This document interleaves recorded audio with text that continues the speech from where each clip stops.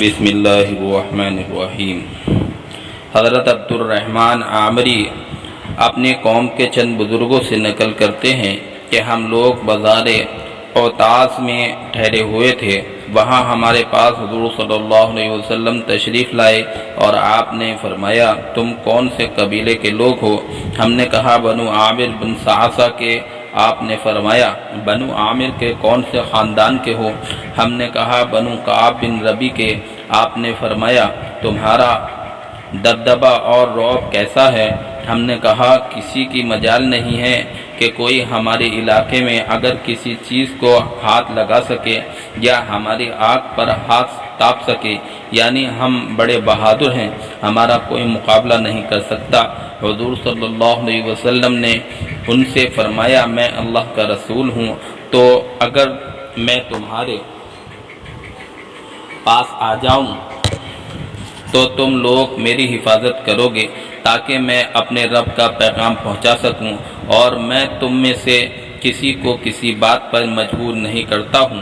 تو اس قبیلے والوں نے کہا آپ قریش کے کون سے خاندان سے ہیں؟ آپ نے فرمایا بنو عبد المطلب کے خاندان سے ہوں۔ تو انہوں نے کہا بنو عبد مناف نے آپ کے ساتھ کیا برتاؤ کیا؟ آپ نے فرمایا انہوں نے تو سب سے پہلے مجھے جھٹلایا اور دھتکارا۔ انہوں نے کہا ہم آپ کو نہ دھتکارتے ہیں اور نہ آپ پر ایمان لاتے ہیں، البتہ آپ کو اپنے علاقے میں لے جائیں گے اور آپ کی ہر طرح حفاظت کریں گے تاکہ آپ اپنے رب کا پیغام پہنچا سکیں۔ چنانچہ آپ ان کے ساتھ جانے کے ارادے سے سواری سے اتر کر ان کے پاس بیٹھ گئے۔ وہ لوگ بازار میں خرید و فروخت کرنے لگے۔ اتنے میں ان کے پاس ہجرہ بن فراس قصیری آیا اور اس نے پوچھا یہ مجھے تمہارے پاس کون نظر آ رہا ہے جسے میں پہچانتا نہیں ہوں؟ انہوں نے کہا کہ یہ محمد ابن عبداللہ قریشی ہیں۔ اس نے کہا تمہارا ان سے کیا تعلق ہے؟ وہ کہنے لگا انہوں نے ہمارے پاس آ کر یہ کہا وہ اللہ کے رسول ہیں، اور ہم نے اس بات کا مطالبہ کیا کہ ہم ان کو اپنے علاقے میں لے جائیں گے اور ان کی ہر طرح حفاظت کریں گے تاکہ وہ اپنے رب کا پیغام پہنچا سکیں۔ اس نے پوچھا تم نے ان کو کیا جواب دیا؟ انہوں نے کہا ہم نے ان کو خوش آمدید کہا اور یہ کہا کہ ہم آپ کو اپنے علاقے میں لے جائیں گے اور اپنی جانوں کی طرح آپ کی بھی حفاظت کریں گے۔ ہجرہ بولا جہاں تک میرا خیال ہے اس بازار والوں میں سے تم سب سے زیادہ بری چیز لے کر جا رہے ہو، تم ایسا کام کرنے لگے ہو جس کی وجہ سے تمام لوگ تمہارے دشمن بن کر تمہارا بائیکاٹ کر دیں گے اور سارے عرب تم سے مل کر تم سے لڑیں گے۔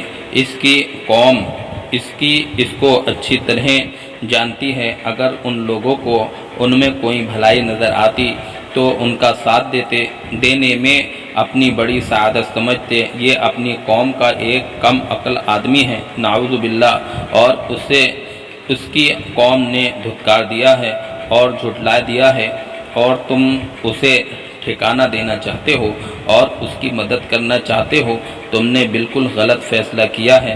پھر اس نے حضور صلی اللہ علیہ وسلم کی طرف مڑ کر کہا کہ اٹھو اور اپنی قوم کے پاس چلے جاؤ، اللہ کی قسم اگر تم میری قوم کے پاس نہ ہوتے تو میں تمہاری گردن اڑا دیتا۔ چنانچہ حضور صلی اللہ علیہ وسلم اٹھے اور اپنی اونٹنی پر سوار ہو گئے۔ خبیث ہجرہ نے حضور صلی اللہ علیہ وسلم کی اونٹنی کی کوکھ میں لکڑی سے زور سے چبھا دیا، جس سے آپ کی اونٹنی بدک گئی اور آپ اونٹنی پر سے نیچے گر گئے۔ اور اس دن حضرت زباع بن عامر بن قرط رضی اللہ تعالی عنہ اپنے چچا زاد بھائیوں سے ملنے کے لیے اس قبیلے بنو عامر میں آئی ہوئی تھیں، اور وہ ان عورتوں میں سے تھیں جو مسلمان ہو کر مکہ میں حضور صلی اللہ علیہ وسلم کا ساتھ دیا کرتی تھیں۔ وہ یہ منظر دیکھ کر بے تاب ہو کر بول اٹھی اے عامر کی اولاد، آج تم میں سے کوئی بھی عامر کی طرح میری مدد کرنے والا نہیں رہا، یا آج سے میرا قبیلہ عامر سے کوئی تعلق نہیں۔ کیا تمہارے سامنے اللہ کے رسول کے ساتھ یہ برا سلوک کیا جا رہا ہے اور تم میں سے کوئی بھی ان کی مدد کے لیے کھڑا نہیں ہوتا؟ چنانچہ ان کے 3 چچا زاد بھائی ہجرہ کی طرف لپکے اور 2 آدمی ہجرہ کی مدد کے لیے اٹھے۔